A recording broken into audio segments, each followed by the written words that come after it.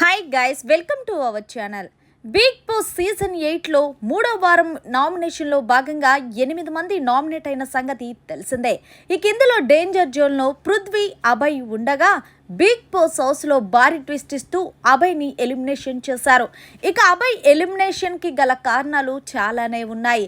టాస్కుల్లో ఆడిన వాళ్ళని ఆడకుండా ఆపడం, అలాగే బిగ్ బాస్ హౌస్లో గొడవలు పెడదామని బిగ్ బాస్ చూస్తే ఎప్పటికప్పుడు దాన్ని సర్దు మనవడం. ఇలా గనక ఈ అబ్బాయి ఉంటే హౌస్లో ఎలాంటి గొడవలు అవ్వవని బిగ్ బాస్తో పాటు బయట ఆడియన్స్ కూడా అనుకున్నారు. అందుకే అభయ్కి ఓటింగ్ వేయడం మానేశారు.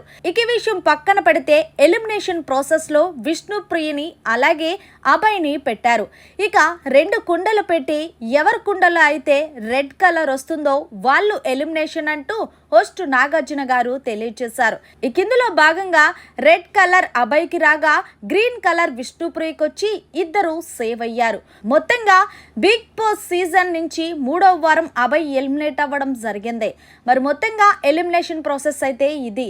మరి అభయ్ ఎలిమినేట్ అవ్వడం కరెక్ట్ అని మీరు భావిస్తే కామెంట్ చేయండి. మరిన్ని లేటెస్ట్ అప్డేట్స్ కోసం చూస్తూనే ఉండండి మన ఛానల్.